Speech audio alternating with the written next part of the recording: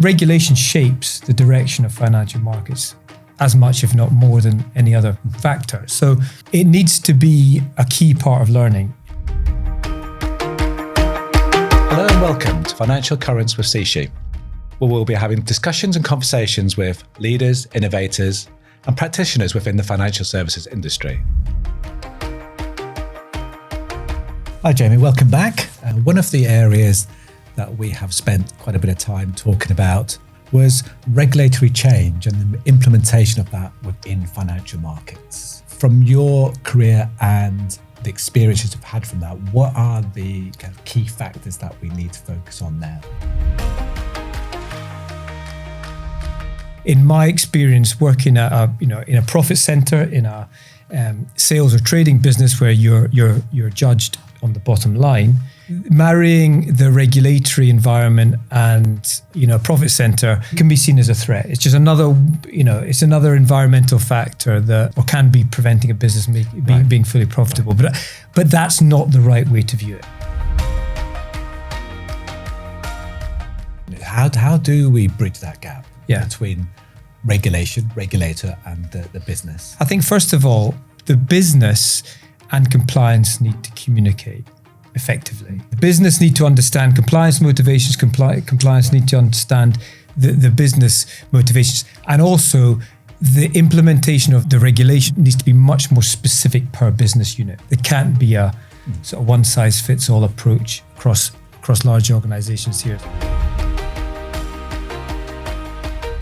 There needs to be more buy-in from the business in speaking directly to the regulator with compliance. You're able to understand fully the motivation of the regulator. If the business understands that, they're in a much better position to make the relevant changes.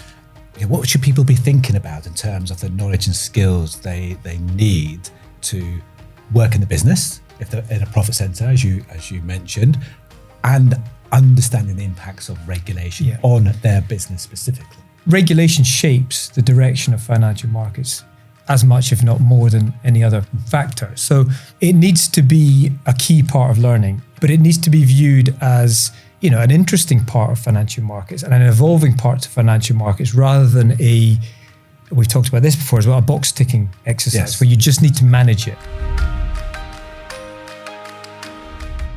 The FCA want best execution to run right through your firm. The reason for that is because it, at its core, is how you treat customers. And best execution simply is giving your clients the best possible price. If you're able to prove best execution and articulate it to your clients and have metrics around it in an efficient manner, that is a selling point. If you're transparent, if you're clear, if you're upfront with your clients about the metrics surrounding this, it's a competitive advantage and you can win market share on the back of that. You mentioned the learning side of that, and obviously one of the things that we do at ZISHI is have practitioners that do our training and our teaching and our learning and development. How important to a business is actually having practitioners involved in the learning? Well, I wish I'd had it. I wish I'd had the opportunity to discuss with a business practitioner about how to navigate and how to get ahead of regulatory change, because it would have shaped how I dealt with it. It would enable me not to just bury my head in the sand potentially and worry about how this is going to affect my day-to-day job, instead of lifting my head and going, okay, this is happening. We're going to have to, or we want to work with the regulators and work with compliance to be at the forefront of this. Communication is vital here. It's working together to grow the business in a compliant way that is going to benefit everybody. But I think it's understanding the motivation for the regulation. And that also comes by communication with internally and with the regulator. Once you understand the motivation for it, buy into it and accept it and become accountable to deliver that, it's a much easier conversation. And that's where your learning comes in terms of, you can learn some of the basics in terms of e-learning or some hybrid working, and then moving over to that practical side of how does it impact me, and learning from experienced people and obviously your own experience to move that forward.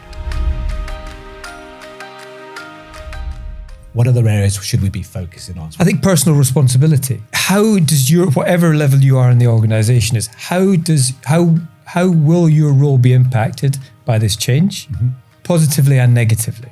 And discuss that with your colleagues, with your peers, with your management, have an input. You only feel like you can have an input if the culture's right, if there's a culture of communication and listening to a diversity of views. But the people, from a practical point of view, the closest to the regulation are the people doing the transactions in the market. And that's the salespeople, that's the traders. And their discussion, their voice, their views, their practical implementation needs to be listened to. And they also need to listen to the other counter view of the change is coming. You're going to need to make some adaptations, some of which might not be as profitable. Right. But there needs to be acceptance of that. But that can only come from an understanding and taking personal responsibility. So in 2026, we have obviously the continuing build of AI and those massive impacts on what we do and how we do it. And obviously there's many people that will be sat here going, I don't know how it's going to impact. In terms of regulation particularly, and the impacts of AI on regulation of the business, from the last few months, have you got any thoughts about what you've seen and how quickly AI and technology is changing the way we work within regulation? Well, I think first of all, AI is going to make the monitoring of financial markets regulation more efficient, because of just the amount of data when it comes to trade data or client data or contract data, price data, the ability to process that and look for patterns and breaches potentially is going to increase efficiency. That's going to impact the whole market, but that's a positive thing. The other part of that is, again, personal responsibility of understanding the direction of travel yourself is important. I think we're coming at a fork in the road for regulation potentially, where the US has looked to be more flexible when it comes to growth of financial markets, growth of cryptocurrency, modernization of financial markets. And I think potentially UK and Europe and other parts of the world have looked to that and now understand that it's not about loosening regulation. It's about allowing the market to develop with the use of AI, with the buy-in from government, FCA, that's going to allow UK and Europe to compete on a global stage when it comes to financial markets. And I think it's becoming an even more critical part of financial markets. Crypto is here to stay. It is going to have to become more mainstream when it comes to regulation. So again, crossover from traditional financial markets into crypto, how that looks and how that area continues to grow in a scalable and institutional fashion. If you're on top of the latest developments and the direction of travel for the industry from a regulatory point of view, there's opportunities for you. Yeah, that's really good. We talked about there are barriers, there are challenges, and people are fearful of certain regulations and the impact. But actually, what we just talked about is there's huge opportunity to understand the markets and the motivations and the impacts of regulation and what I do and how I actually do it, and the use of technology to support people, myself, to move that forward quicker. Yeah. And to get those real opportunities from regulation to make my business better. And how we then learn and understand, and the courses we learn and the people we talk to help us with that, get there quicker. Yeah. Which will be then. So, ZISHI does superb practitioner-led courses on regulation, on conduct, compliance. These are all absolutely critical aspects of the business of financial markets. AI as well, the practical implementation of AI, what you need to know.